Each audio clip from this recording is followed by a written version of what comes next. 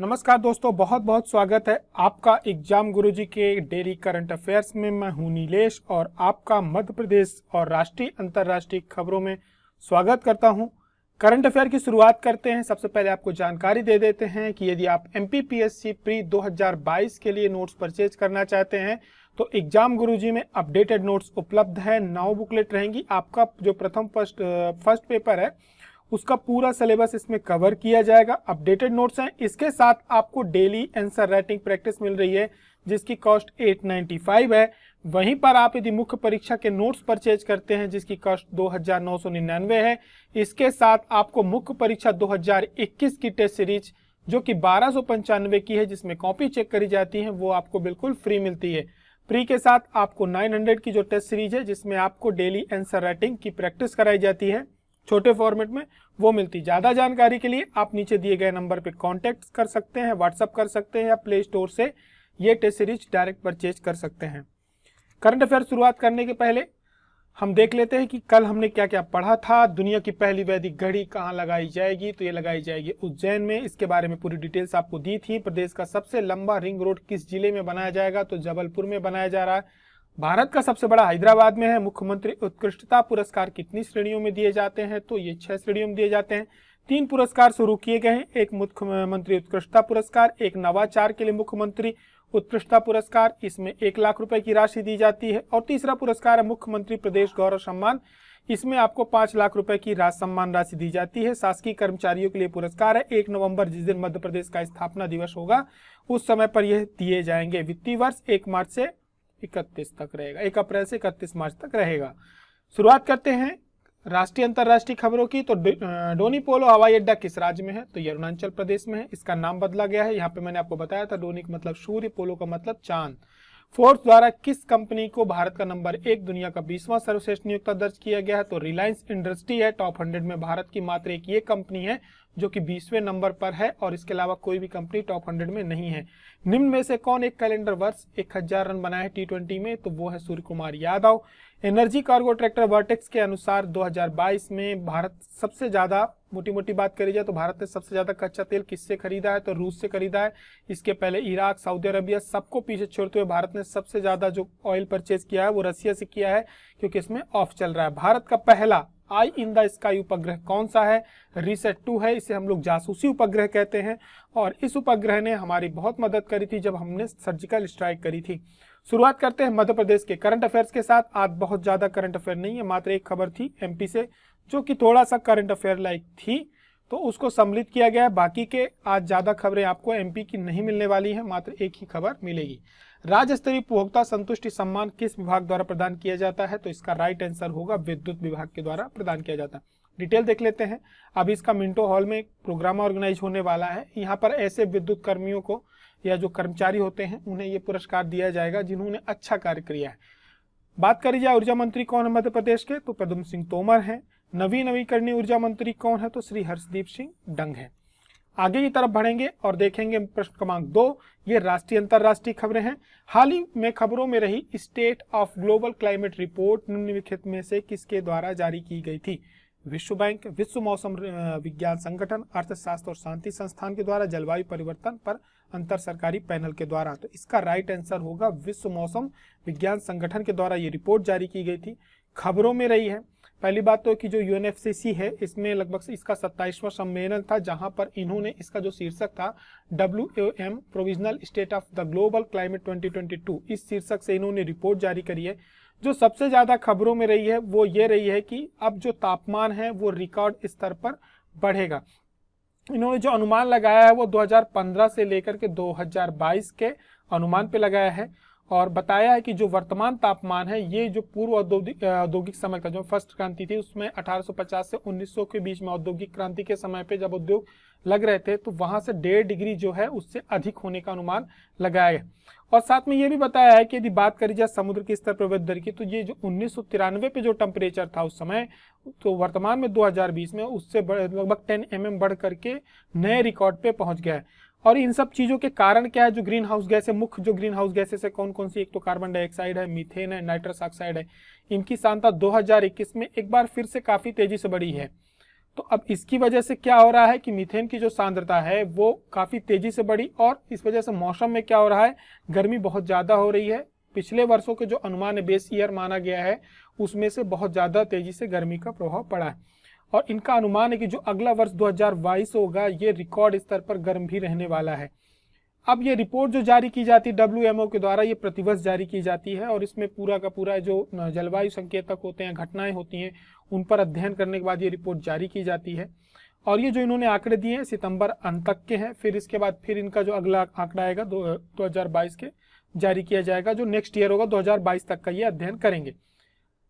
विश्व मौसम विज्ञान संगठन की बात करें तो 193 देश हैं जो इसके संगठन हैं, इनके सदस्य हैं। इसकी जो स्थापना करी गई थी वो 23 मार्च 1950 को करी गई थी, ठीक है। और इसने जो पहली रिपोर्ट जारी करी थी वो 1993 में करी थी। मुख्यालय कहाँ है, जिनेवा है। और इसका जो सर्वोच्च निकाय है वो विश्व मौसम विज्ञान कांग्रेस है। आगे की तरफ बढ़ेंगे, बात करेंगे प्रश्न क्रमांक 3 की। भारत दिसंबर 2022 से G20 की अध्यक्षता ग्रहण करेगा। नवंबर में G20 समिट चल रही है, प्रधान में अभी चालू होने वाली है।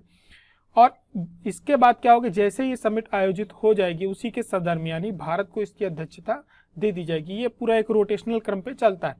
तो हमें ये बताना है कि ये कार्यकाल जो होता है ये भारत को कितने वर्ष की अवधि के लिए मिलेगा। G20 की जो अध्यक्षता का कार्यकाल मिलेगा ये कितने वर्ष की अवधि के लिए होगा, 1 वर्ष, 2 वर्ष, 3 वर्ष या 4 वर्ष। तो इसका राइट आंसर क्या होगा, ये 1 वर्ष की अवधि के लिए होगा। डिटेल्स यहाँ पर देखेंगे। जो 7वां G20 सम्मेलन होने वाला है, जिसमें हमारे देश के प्रधानमंत्री या राष्ट्राध्यक्ष जो भी होते हैं अन्य देशों के सम्मिलित होंगे, ये इसका जो आयोजन होना है ये इंडोनेशिया में होना है। इसके बाद जो अगला होगा दिसंबर 2022 से भारत को मिल जाएगी, जो 2023 वाला होगा सम्मेलन G20 का, वो भारत में आयोजित किया जाएगा। तो इस सम्मेलन के साथ ही भारत को इसकी अध्यक्षता मिल जाएगी। ये जो अब ये जो अवधि रहेगी भारत की अध्यक्षता की वो 1 वर्षों के लिए रहेगी, यानी 2023 तक के लिए रहेगी। उसके बाद जो अगला क्रम होगा वो साउथ अफ्रीका को दे दिया जाएगा, ठीक है। ये पूरा का पूरा एक रोटेशनल क्रम पे चलता है। अभी खबरों में क्यों है, क्योंकि भारत के जो प्रधानमंत्री हैं इन्होंने 8 नवंबर 2022 को G20 की अध्यक्षता करने के लिए एक वेबसाइट का इनॉग्रेशन किया है, एक वेबसाइट चालू करी, साथ में लोगो, थीम और ये सारी चीजें उन्होंने चालू करी हैं। लोगो जारी किया है, थीम बताई है और वेबसाइट का अनावरण किया है। तो भारत क्या है, 1 दिसंबर 2022 को इंडोनेशिया जो अध्यक्षता करेगा, संभालेगा, उसके बाद भारत संभालेगा। अब जो प्रतीक चिन्ह है उसमें हमारे यहाँ जो कलर यूज किए गए हैं वो एक तो केसरिया यूज किया गया, सफेद यूज किया गया, हरा यूज किया गया है और नीला यूज किया गया है।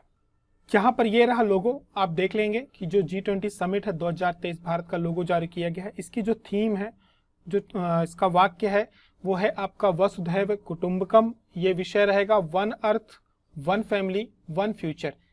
कुछ चीजें हैं हमें याद रखनी है। वसुधैव कुटुंबकम जो है इसका ध्येय वाक्य है, साथ ही में ही one earth, one family, one future, ये पूरा का पूरा रखा गया है। भारत की जो परंपरा है वसुधैव कुटुंबकम की रही है। आपको कई बार प्रधानमंत्री के भाषणों में ये चीज मिलेगी, जब विश्व में वो जाते हैं कोई चीज बात रखते हैं तो वहां पे हम लोग हमेशा रखते हैं कि जो हमारी मानसिकता है, जो हमारा उद्देश्य है, जो हमारी एक तरह से एक विचारधारा है वो वसुधैव कुटुंबकम है।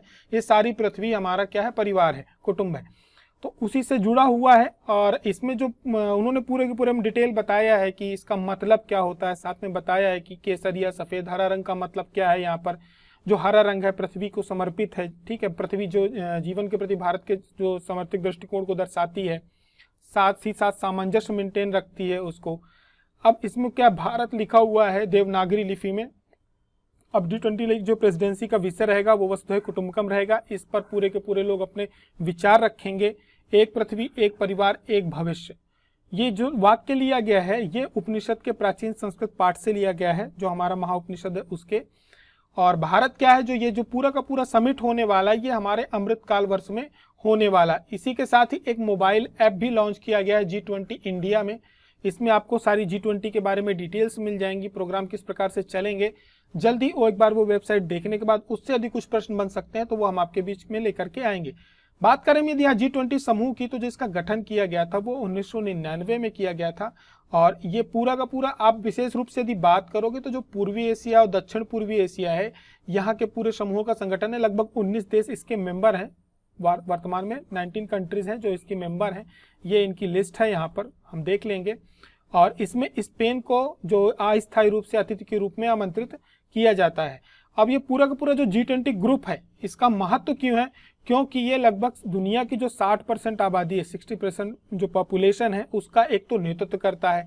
जीडीपी में बात करें तो 80% जीडीपी का नेतृत्व करता है, क्योंकि यहाँ पर हम देखेंगे तो एक तो पहली बात यूएसए आ जाता है, इसके बाद चाइना भी आ जाता है, कनाडा आ जाता है, ऑस्ट्रेलिया आ जाता है, इसके बाद आपको देखेंगे तो जर्मनी, फ्रांस, ये जब कंट्रीज मिल जाती हैं तो स्वाभाविक रूप से जो जीडीपी है वो 80% होना अपने आप में एक सामान्य है। साथ में जो वैश्विक व्यापार ग्रुप है इसमें जो शामिल है देश, उनका 75% आपस में व्यापार होता है। तो अपने आप में एक बहुत महत्वपूर्ण ग्रुप है और भारत के लिए एक उपलब्धि की बात है कि जो अगला इसका नेतृत्व करेगा वो अगले 1 वर्षों के लिए भारत करेगा। अगला प्रश्न ये रहा, भारत नवंबर 2022 में तीसरे नो मनी फॉर टेरर मंत्री स्तर का सम्मेलन होने वाला है। इसका आयोजन कहाँ होगा? मुंबई में होगा, चेन्नई में होगा, हैदराबाद में होगा या नई दिल्ली में होगा? तो इसका राइट आंसर होगा ये नई दिल्ली में आयोजित किया जाएगा। डिटेल देख लेते हैं। इसका जो आयोजन होने वाला है कि अभी 18 नवंबर से 19 नवंबर के बीच में होने वाला है, 2 दिन का ये मंत्रिस्तरीय सम्मेलन रहेगा। यहाँ पर क्या है कि जो आतंकरोधी गतिविधियां होती हैं, ठीक है, या जो टेरर फंडिंग होती है, इन सब विषयों से संबंधित इस पर बातें होंगी, अपने एजेंडा तय किए जाएंगे। भारत पर जो इसकी मेजबानी करेगा, जो हमारा जो संस्थान मेजबानी करेगा वो एनआईए करेगा, जो कि राष्ट्रीय जांच एजेंसी है, आतंक विरोधी राष्ट्रीय जांच एजेंसी है, ये इसका करेगा। इसका जो पहला सम्मेलन हुआ था वो पेरिस में हुआ था 2018 में, फिर उसके बाद मेलबर्न में हुआ था। भारत को इसका जो मिला था, मेजबानी का मिला था, लेकिन कोविड-19 के कारण ये आयोजित नहीं हो पाया था। इसमें लगभग 150 देश इसके मेंबर हैं। और जो FU है ये एक तरह का वित्तीय, जो हमारे यहाँ का वित्तीय खुफिया एजेंसी है जिसको बोलते हैं FIU, ये इस पे पूरा का पूरी सभी एजेंसियां इस पे शामिल होती हैं। आपने अभी देखा होगा कि जो पाकिस्तान है वो ग्रे लिस्ट से बाहर आया है, तो वहां पर क्या होता है कि ऐसा फंडिंग देखी जाती है। आपको NIA के बारे में मालूम है कि वो हर तरह की जांच करता है जिसका संबंध आतंकवादी गतिविधियों से होता है, वो किसी भी रूप में हो, चाहे वो आपका वित्तीय रूप में हो, यानी उसमें पैसों से को लेकर के सहयोग किया जा रहा हो, शिक्षा इस प्रकार की दी जा रही हो कि लोग आतंकवाद की तरफ प्रेरित हो रहे हों, तो इन सारे विषयों पर जांच की जाती है। 150 देश मिलकर के एक दूसरे का सहयोग करते हैं। अब भारत में जो इस प्रकार की एजेंसी है वित्तीय खुफिया इकाई, इसका जो ये विभाग आता है ये हमारे यहाँ केंद्रीय वित्त मंत्रालय के अंतर्गत आता है, ठीक है, केंद्रीय वित्त मंत्रालय के आयकर विभाग के अंतर्गत आता है। ईडी हो गया और अपने यहाँ का जो आयकर डिपार्टमेंट हो गया और ये NIA हो गया, ये सब लोग मिलकर के इसकी पूरी की पूरी जो जानकारियां होती हैं इस प्रकार की फंडिंग की, वो एक दूसरे के साथ शेयर करते हैं। आगे बढ़ेंगे, देखेंगे प्रश्न क्रमांक 5, 22वें विधि आयोग का गठन किसकी अध्यक्षता में किया गया है? जब तक ये आयोग अपनी रिपोर्ट नहीं देता तो हमें इनका नाम याद रखना है। ए न्यायमूर्ति Rituraj Awasthi, professor DP Verma, professor Anand Paliwal, KT Shankaran. तो इसका राइट आंसर होगा न्यायमूर्ति ऋतुराज अवस्थी की अध्यक्षता में जो 22वां विधि आयोग है ये गठित किया गया है। ये जो क्या कहते हैं न्यायमूर्ति हैं, ये फेमस रहे आपके, अभी जो कर्नाटका में हिजाब केस चल रहा था तो उसमें जो वर्डिक्ट आया था उस पर ये मुख्य न्यायाधीश थे, इस वजह से आपको खबरों में मिलेंगे। तो इनकी जो उसके बाद ये तुरंत रिटायर होने वाले थे, तो अब इन्हें जो है विधि आयोग का अध्यक्ष बना दिया गया। विधि आयोग इनके उस पे गठित की गई है। इनका जो कार्यकाल रहेगा 3 वर्ष का रहेगा। हमारे देश में जो विधि आयोग होता है ये 5 सदस्यीय होता है, ठीक है। अब जो सरकार ने गठन किया है ये 22वां विधि आयोग का गठन किया है। ये सरकार का जो कानून एवं न्याय मंत्रालय होता है उसके द्वारा ये गठित की जाती है। अब इसके जो बाकी के मेंबर हैं वो एक तो न्यायमूर्ति KT शंकरन है, फिर प्रोफेसर आनंद पालीवाल है, प्रोफेसर DP वर्मा है, राका आर्य है, M करुणानिधि को विधि आयोग का सदस्य नियुक्त किया गया है। इसके पहले जो BS चौहान थे वो 21वें विधि आयोग के अध्यक्ष थे, उनका कार्यकाल समाप्त हो गया था।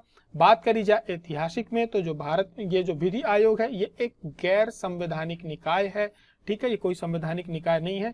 ये यहाँ पे हमारे देश में जो कानून से संबंधित सुधार होते हैं उसके लिए सुझाव देता है और सरकार के लिए ऐसा कोई जरूरी नहीं है कि विधि आयोग के द्वारा दिए गए सुझावों को वो माने।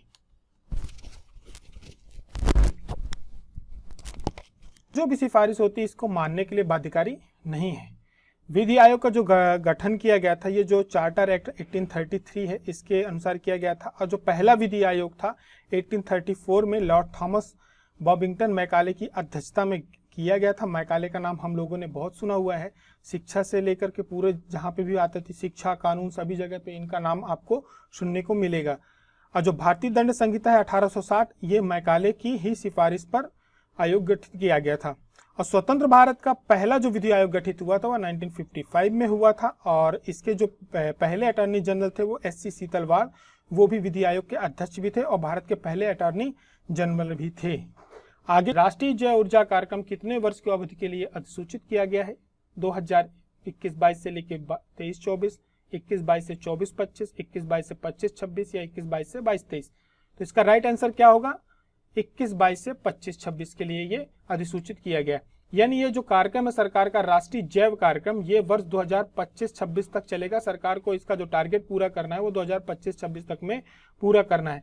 सरकार का उद्देश्य है कि ज़्यादा से ज़्यादा जो ये क्या कहते हैं बायोमास है और ये जो औद्योगिक शहरी ये जो अपशिष्ट इकट्ठा होता है, हम इसको एक तरह से एनर्जी के रूप में इस्तेमाल करने के लिए सरकार कोशिश कर रही है कि हमारे यहाँ जो उद्योग वगैरह चलते हैं और आपके क्या कहते हैं सीएनजी प्लांट होते हैं, सब बिजली संयंत्र होते हैं, यहाँ पर हम ज़्यादा से ज़्यादा नेचुरल एनर्जी का प्रयोग करें, बायोगैस का हम ज़्यादा से ज़्यादा इस्तेमाल करें।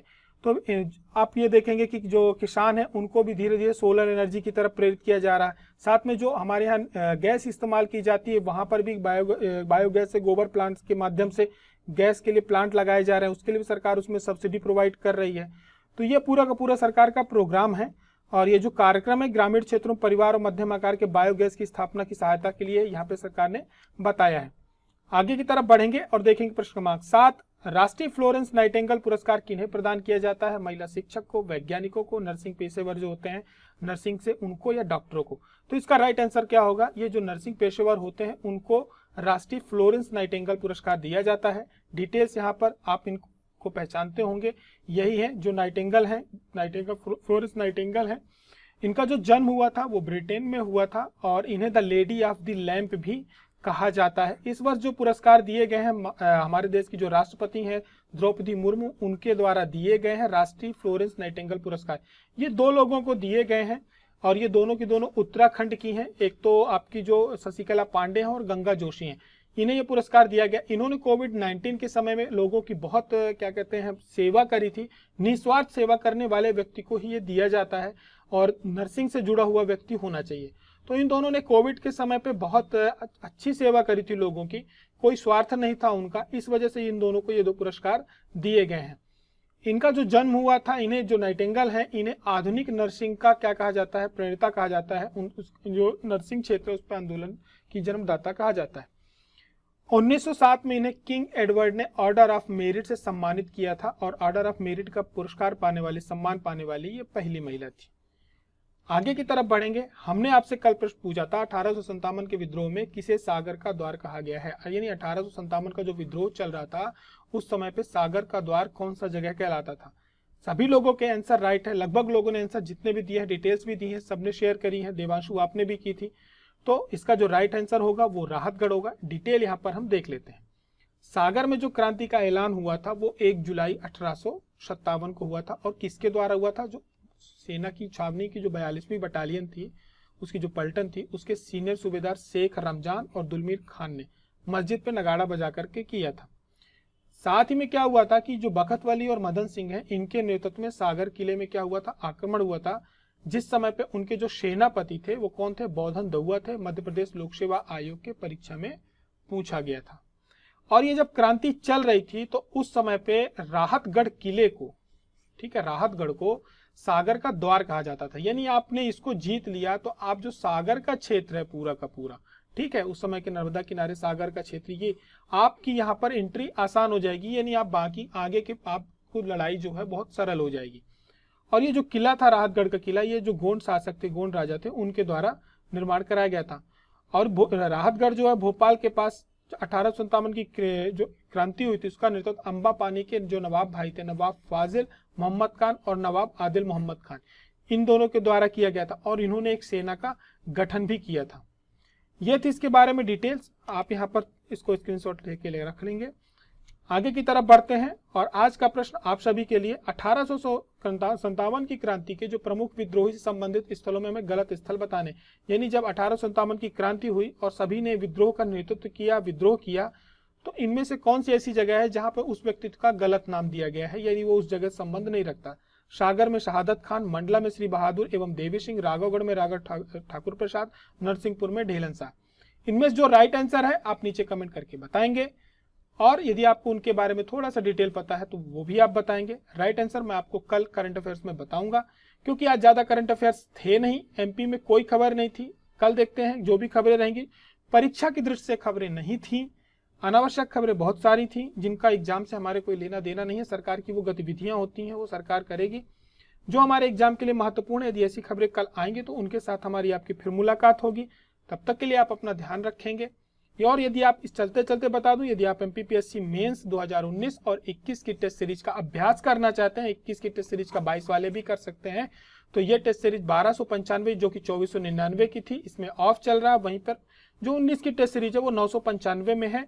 आप इसको परचेज कर सकते हैं, इसको ज्वाइन कर सकते हैं। इसके लिए आपको ऐप से एग्जाम गुरुजी का ऐप डाउनलोड करना होगा, आप वहां से इसको ज्वाइन कर सकते हैं। हमारी और आपकी फिर मुलाकात होती, तब तक के लिए आप अपना ध्यान रखें। जय हिंद, जय भारत।